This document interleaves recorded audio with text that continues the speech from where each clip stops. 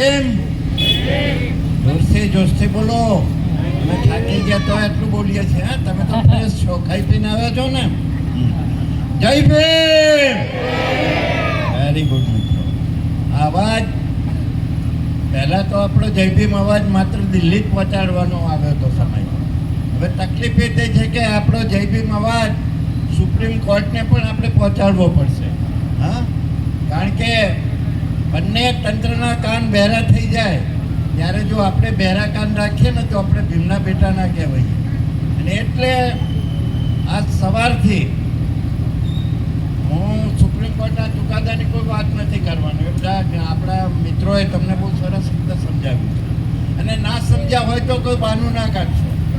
હા, આપણી બેન દીકરી પર બળાત્કાર થતો હોય, આપણી બેન દીકરીને કંઈ ઉઠાવી ગયું હોય તો એના પર આપણે કોઈ વિશ્લેષણ કરવા નથી બેસતા. હા, એના પર વિશ્લેષણ હોય જ નહીં. એ તો એક ઘાને બે કટકા કરવાની વાતો હોય. એ મરદનો બેટો કહેવાય. બરાબર છે? તો આજે એક ઘા અને બે કટકા કરવાની વાત તમારી સામે કરવા માટે હું ફક્ત ને ફક્ત આવ્યો છું. એ તમારી તૈયારી હોય તો તમે તૈયાર રહેજો. બાકી તમારે ઘેર જઈને બંગલાઓમાં જલસા કરજો. ઘેર જઈને તમારી ગાડીઓના ગિયરો બદલતા રહેજો, તમારી ગાડીના પૈડા બદલતા રહેજો. તમારું નખો જ જતું લેવાનું છે. જો ખાલી આમાં તમે ચડાવી રહેજો. આ કહેવા માટે હું તમારી સવારના ફરીએ છીએ મિત્રો. સવારના 9 વાગ્યાથી અમે ચાંદખેડામાં તમારા જે હક્કો ડૂબી રહ્યા છે એના માટે વાલ્મીકી બહુ સામાન્ય કહે છે સાહેબ કે વાલ્મીકી અને દલિત બીજા બધા વણકર તમારા બંનેને તમારી સામે લાવવામાં આવે છે. એ બંને વચ્ચે વિખવાદ કરશે વાલ્મીકી સમાજ. બહુ મોટું ગણિત છે, આટલું ગણિત નથી. આ સરકાર અને આ ન્યાયતંત્ર વાલ્મીકી જ નહીં પણ વણકર અને રોહિત એ બંનેને સામે લાવીને અનામતના નામે એકબીજાના લોહીના તરસ્યા બનાવી દેવાનો એક કારસો આ સુપ્રીમ કોર્ટ અને ભારતીય હિન્દુવાદી સરકારનો છે. જો આપણે જેટલા વહેલા નહીં સમજીએ લઈએ તો કાલે એક જમાનો એવો હતો કે એલિસ બ્રિજ અને અમરેવાડી વચ્ચે સામે ધારિયા ઉછળતા હતા કે લોહીના ભૂખ્યા થયા હતા. આ સરકાર અમરેવાડીમાં જ વણકર અને ચમારને સામે લાવીને એકબીજાને પતાવી દેવા માંગે છે ઠંડા કાળે. તો તમારે કરવું છે શું? આ બધું કંઈ નહીં રહે મિત્રો. જે જાહોજહાલી છે ને એ તો તમે ઘરે ઊંઘ્યા રહેશો. તમે અમારી સાથે બહાર નહીં નીકળો તો આ બધું પતી જવાનું છે. એ જ ગળામાં કુંડળી આવશે, એ જ મેલા ઢોર ઉપાડવાનું, મરેલા ઢોર ઉપાડવાનું તમારે માથે આવશે. હા, વીર માયાને યાદ કરવાથી કંઈ નહીં ચાલે, સંત રોહિદાસને યાદ કરવાથી નહીં ચાલે. હા, એમણે જે માન સન્માનની વાતો કરી છે તમે કરવા પડશે. અમે સવારે જ આંદોલનના નામે, આ સમિતિના નામે અમે આ સરકારની સામે એક બળવાનો શંખ ફૂંક્યો છે. એ કહેણ લઈને અમે તમારી પાસે આવ્યા છીએ. એક આગનો પલીતો અમે ચાપી દીધો છે. આગનો પલીતો સવારથી ચાંપતા અમે તમારી વચ્ચે આવ્યા છીએ. હવે તમારામાં મર્દાનગી હોય તો આગને મોટા અંગારામાં, એ આગને મોટી વિપ્લવ જ્વાલામાં ફેરવવાની જો તમારામાં તાકાત હોય તો તમે અમારી સાથે 23 તારીખ હાજર રહો. આવતીકાલથી જે અમારે જ્યોત ફરવાની હોય, અરે અમારી સંકલ્પ યાત્રા એમાં તમે જોડાઈ જાઓ. તમે 50, 100 રૂપિયા, 500 રૂપિયા આપો છો એ માટે હું તમારો આભાર માનીએ છીએ. પણ આંદોલનનું એ કંઈ સ્વરૂપ નથી. આંદોલન એનાથી કંઈ સરકાર ફફડી જશે એ નથી. એટલે મિત્રો તમે મહેરબાની કરીને એ રીતે ના રહેશો કે અમે માત્ર પૈસાનું દાન કરી દીધું એથી આંદોલનમાં એકદમ તાકાત આવી જશે અને આપણે જીતી જઈશું. બાબા સાહેબે બહુ સરસ, એમણે હંમેશા ક્રાંતિની જ વાતો કરી છે. કાલારામ મંદિર સત્યાગ્રહ થયો ને ત્યારે બાબા સાહેબને કંઈ જરૂર નહોતી. પણ બાબા સાહેબે ત્યાં એમના પર પણ હુમલો થયો હતો.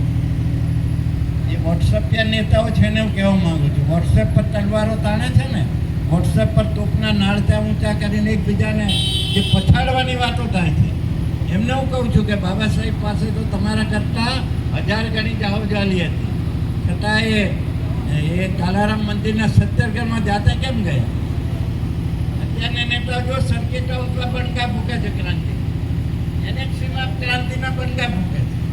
બાબા સાહેબને બધું આવડતું હતું, ત્યાં સર્કિટ હાઉસ, રેસ્ટ હાઉસ બધું હતું. પણ એ મેદાનમાં ગયા અને એમને ત્યાં એલાન કર્યું બાબા સાહેબને લોહી લુહાણ કરી નાખ્યા હતા. હિન્દુવાદી બ્રાહ્મણ પરિવારોએ બાબા સાહેબને લોહી લુહાણ કરી નાખ્યા. ત્યારે બાબા સાહેબના જે ચાહકો ત્યાં હતા, જે નેતાઓ હતા આંદોલનના, એમણે કહ્યું કે બાબા સાહેબ, તમે તાત્કાલિક અહીંથી અમે તમને સારી જગ્યાએ તમને સલામત જગ્યાએ ખસેડવા માંગીએ છીએ, તો તમે તૈયાર થાવ, ગાડી બાડી તૈયાર. ત્યારે બાબા સાહેબ, ઓ યસ, થેન્ક યુ મિત્રો, એવું નથી કે વાતના બધા કહે છે ને એવું કહ્યું. બાબા સાહેબ કહ્યું કે હું મેદાન ના છોડું, હું આ સંગ્રામનો સેનાની છું, હું આ મેદાન ક્યારેય ના છોડું. હું, મારો બાપ એ એક અફસર હતો લશ્કર, એણે ક્યારે મેદાન નથી છોડ્યું, તો હું મેદાન શા માટે છોડું? અને બાબા સાહેબ એ લોહી ભીના શરીરે ત્યાં તરફડતા હતા, પણ એમને સલામત જગ્યા નથી.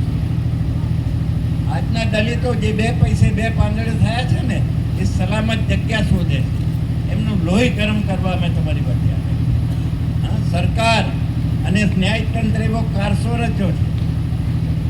સત્તાધારી પક્ષ કહે છે કે અમે તો આ ચુકાદાસે સંમત નથી, અમે તો દલિતો તમારી સાથે જ છીએ. કોઈ કહેવાની વસ્તુ નથી. તમે 1000ની નોટ આમાં બતાવ્યા કરો લોકોને, તો કોઈ તમને માલ સામાન ના આપે. તો સરકારે આને જો નિષ્પ્રાણ બનાવવો હોય આ ચુકાદાને, તો સીધા મોદી સરકારે એને પાર્લામેન્ટમાં લાવવું જોઈએ. હવે એ વાત તો એ કરતા નથી. 1 મહિનો થયો, મહિના ઉપર થયું નથી, આજે 1.5 મહિનો થયો. એ વાત તો એ કરવા જ માંગતા નથી. એ આપણને મૂર્ખ બનાવે છે. અને આપણા જે શું કહેવાય વેતા વગરના નેતાઓ, આપણા દલિત, એને તો વેતા વગરના નેતા બની ગયા છે બધા. આ લોકો ક્યારે એમ નથી કહેતા કે મુખ્ય વડાપ્રધાન શ્રી, તમે સંસદ બોલાવો, તમે સંસદમાં જાઓ, સંસદમાં તમે આ પ્રસ્તાવ લાવો અને આને તમે રદબાતલ કરી દો. તો આ વસ્તુ કોણ કરે? એ વસ્તુ આપણે કરવી પડશે. એ વસ્તુ આપણે નહીં કરીએ તો તમે આપણે કાયરમાં ખપીશું. બાબા સાહેબે કહ્યું હતું એ વખતે જે સાંસદો હતા ને પાર્લામેન્ટના, એના માટે બાબા સાહેબે કહ્યું, આ બાબા સાહેબના શબ્દો છે, મારા શબ્દો નથી. ડૉક્ટર ભીમરાવ આંબેડકર કહેલું કે દલિતના નામે ચૂંટાયેલા દલિત સાંસદો એ ફક્ત પાર્લામેન્ટમાં એક જ વાર મોં ખોલે છે, અને જ્યારે એને બગાસું ખાવું હોય ત્યારે. બગાસું ખાવા સિવાય ક્યારેય મોં ખોલતા નથી. દલિતના પ્રશ્નો માટે બોલવા માટે મોં ખોલતા નથી. તો આ માણસને શું કરીશું તમે? એમનામાં બુદ્ધિમત્તા છે, પણ એક દિવસ એ ભગવો ટોપી પહેરે છે, ન્યાય યાત્રા કાઢે છે. વળી કોંગ્રેસના ધારાસભ્યને ખુન્નસ ચડે છે, વળી સફેદ ટોપી પહેરી ન્યાય યાત્રા કાઢે છે. પણ કોઈને ફુરસદ નથી કે આ સુપ્રીમ કોર્ટે જે દલિતોને જીવતી ઘોર ખોટી છે, એની સામે આપણે કોઈ આવી ન્યાય યાત્રા કે એની સામે કોઈ સમજણ યાત્રા કરી. એ જો એનામાં મતદાનગી હોત ને, તો અમારે એમ કે તમારે મિત્રો આજે અડધી રાત્રે 10 વાગે અહીં આગળ આ ભૂખ્યા પેટે ના બેસી રહ્યું. ભૂખ્યા પેટે ના સવારની આ ટીમ નીકળી છે ને, એની કદર કરજો. સવારના કોઈ મોંમાં એક અન્નનો દાણો નથી નાખ્યો. અત્યારે 11 વાગવા આવ્યા, કોઈએ મોંમાં એક અન્નનો દાણો નથી નાખ્યો. બહુ પ્રમાણિકપણે કહું તો સવારના ખાલી ચણા ને મમરા ખાઈ આખા દિવસ નહીં. આ મંદિર કાપતા અમે તમારી સામે આવ્યા છીએ. એક પીળું લઈને આવ્યા છે, એક જલ્દી મસાલ લઈને આવ્યા છે તમારી સામે. એ મસાલ જો ઝીલવાની તમારામાં તાકાત હોય તોય તમને ગુડ બાય, એ તમે ના ઝીલો તોય તો તમને ગુડ બાય. કારણ કે અત્યારે જે રીતે ચાલે છે એ રીતે દરેકને પોતપોતાનો પડાવ નોંધ હોય છે. પણ બાબા સાહેબે કહ્યું કે તમારા ન્યાય ને અધિકાર માટે નહીં લડો, તમારા અધિકારો માટે તમે કોઈ ચિંતા નહીં કરો, ઉજાગર નહીં કરો. તો બાબા સાહેબે એક વાક્ય વાપર્યું કે આના કરતાં તો તમે તમારી માના પેટમાં મરી ગયા હોત. આ પૃથ્વી પર જન્મ લીધો એના કરતાં તમે તમારી માના પેટમાં મરી ગયા તો સારું હતું કે પૃથ્વી પર ભાર તો ના વધે. બાબા સાહેબ ના ભાવ કે બહુ નફટ થઈને તમને કહું, નફટ થઈ કે તમે સમાજ માટે કંઈ કરવા માંગો છો. તમારું બેંક બેલેન્સ વધે એ કોઈ સમાજ માટેનું કામ નથી. તમારા દીકરા દીકરી કેનેડા એ ભણતા હોય એ કોઈ સમાજ કાર્ય નથી. સમાજ કાર્ય એ છે કે તમારા બંધારણીય હકોને બચાવો. એ હકો બચાવવાની જો તાકાત ના હોય, એ અમારામાં તાકાત ના હોય, તમારામાં તાકાત ના હોય, તો હું કહેવા માંગુ છું કે આના કરતાં તો આપણે આપણી માના પેટમાં મરી જાવ. દુનિયા પર ખોટો બોજ વધારવાનો. તો આપણે કમોતે મરવું છે કે બાબા સાહેબના સંતાન તરીકે જીવવું છે? હા, એ ક્યાં લઈને અમે તમારી પાસે આવ્યા છીએ. ત્યારે પરાજય ના કહેશો. એ કવિએ સારું કહ્યું છે કે મને થાય છે કે હું પરાજય સ્વીકારી લઉં, મને એમ થાય છે કે હું પરાજય સ્વીકારી લઉં, પણ મારા બાબા સાહેબે સવાશેર સૂંઠ ખાધી છે એનું શું? આ મારા ભીમડાએ સવાશેર સૂંઠ ખાધી છે એનું. તો સવાશેર સૂંઠનું બીડું લઈને અમે તમારી પાસે આવ્યા છીએ, અને સૂંઠ લઈને ખાજો એ અભ્યર્થના. જય ભીમ, નમો બુદ્ધાય મિત્રો.